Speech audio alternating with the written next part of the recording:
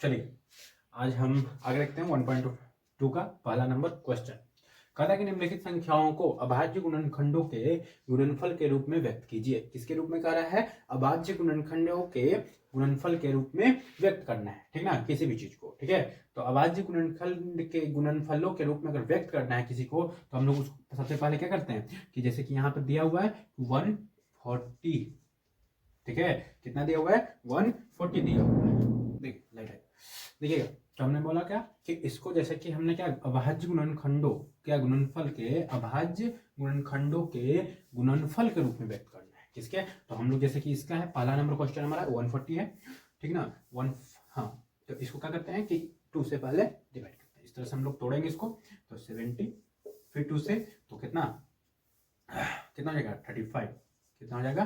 35। अब देखिए कि ये टूटेगा कितना से?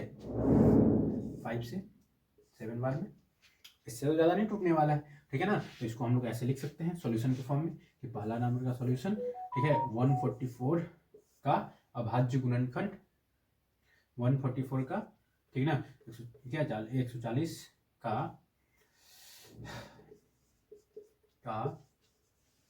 अभाज्य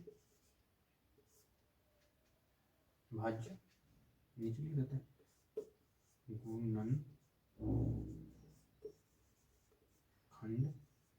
इक्वल टू कितना? 2 मल्टीप्लाई 5 मल्टीप्लाई 7। इसको इस तरह से आवाज खोल कर या तो फिर ऐसे लिख सकते हैं 144 को हम लोग 2 मल्टीप्लाई 5 मल्टीप्लाई 7। बस इसको तोड़ के लिख देना है अभाज्य गुणनखंड के फॉर्म में, यानी गुणनखंड के फॉर्म में अभाज्य गुणनखंडों के फॉर्म में हमने इसको तोड़ दिया, इस तरह से लिख दिया। इसी तरह से सारा का सारा, जैसे कि क्या दूसरा का कितना है? 156, दूसरा नंबर है 156, इसको भी इसी तरह से तोड़ देते हैं। 156 को कितना से तोड़ेंगे? 2 से, कितना? 70 78, ठीक है। अब फिर और कुटे 2 से, फिर कितना? 3 दूनी के 6 और 9 दूनी के 18, 3 से 33 39। और टूटेगा? नहीं टूटेगा, तो बस इसको क्या हम लोग इसको क्या दूसरा का क्या लिख सकते हैं कि 156 का अभाज्य गुणनखंड कितना हो जाएगा? 2 मल्टीप्लाई 3 मल्टीप्लाई 30। या तो इसको ऐसे भी लिख सकते हैं कि 2 के पावर 2 मल्टीप्लाई 3 मल्टीप्लाई 13। ये लिखिए या ये लिखिए, दोनों हमारा आंसर हो जाएगा, कोई दिक्कत। इसी तरह से तीसरा का और चौथा भी आप लोग बना लीजिएगा। कौन? पहला नंबर 1.2 का पहला नंबर कितना का? 1.2 एक्सरसाइज, ठीक, 1.2 एक्सरसाइज का पहला नंबर क्वेश्चन, और पहला नंबर क्वेश्चन का पहला नंबर, ये दूसरा नंबर और तीसरा का चौथा आप लोग बना लीजिएगा। इसी तरह से आसान, यहाँ पे कोई दिक्कत किसी को नहीं। तो आप लोगों ने पहला नंबर क्वेश्चन देख लिया, और दूसरा नंबर क्वेश्चन देखते हैं, ठीक है। दूसरा नंबर क्वेश्चन क्या कहता है, समझिएगा। पूर्णांकों के निम्नलिखित युग्मों के HCF और LCM ज्ञात कीजिए तथा इसकी जांच कीजिए कि दो संख्याओं का गुणनफल और HCF मल्टीप्लाई LCM है, ठीक है ना। दो संख्याओं का गुणनफल HCF मल्टीप्लाई HCF है। तो पहले हम लोग यहाँ से सोल्यूशन निकालेंगे। क्या करेंगे? तो पहले इन दोनों का यानी कि 26 और 91 का हम लोग क्या करेंगे? गुणनखंड करेंगे। क्या करेंगे? गुणनखंड करेंगे। तो साइड में हम लोग कर लेते हैं। 26 का गुणनखंड कितना होता है?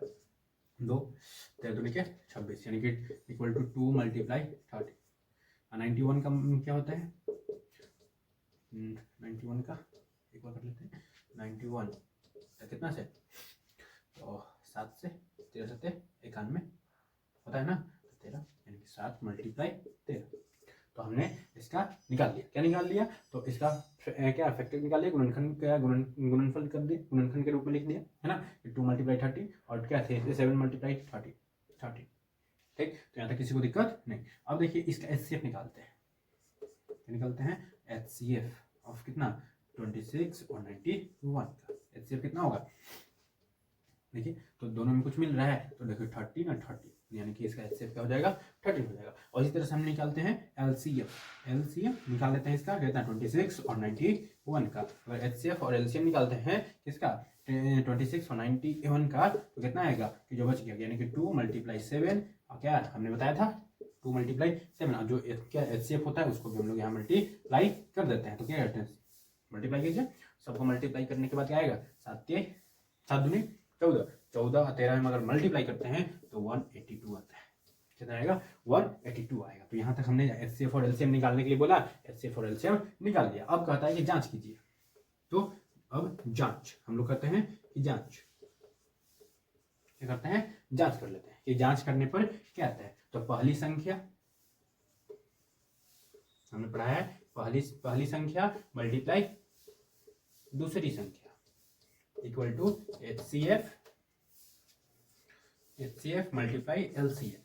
तो देखते हैं, तो पहली संख्या कितना, तो 26, दूसरी संख्या 91 और HCF कितना 13, LCM कितना 182। तब इसको मल्टीप्लाई करते हैं। तो हमारा मल्टीप्लाई करने के बाद क्या आता है देखते हैं। तो देखिएगा यहाँ पर मल्टीप्लाई कर लेते हैं। 26 और 91 को मल्टीप्लाई कीजिए, 6 का 6,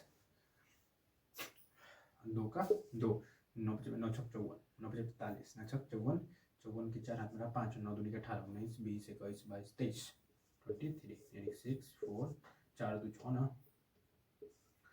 23।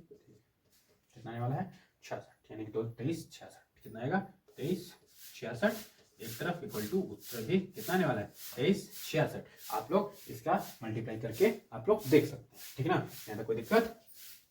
तो यहाँ देख लिए कि 23 66 दोनों तरफ आ गया। तो हमारा ये क्या हो गया कि दोनों बराबर आ गया कि नहीं आ गया। तो हमारा ये प्रूफ हो गया, यानी कि सिद्ध हो गया। क्या सिद्ध हो गया, सिद्ध। ठीक है, तो यहाँ तक हमारा सिद्ध। तो यहाँ तक वो देखो किसी को नहीं, तो दूसरा का भी इसी तरह से आप लोग भी जांच कर लीजिएगा। और क्या कहते हैं कि पहले HCF LCM निकाल लीजिएगा और जांच कर लीजिएगा। तो यहाँ तक कोई दिक्कत किसी को नहीं, तो आप लोग बना लीजिएगा इसको। ठीक, तो आज के लिए यही था।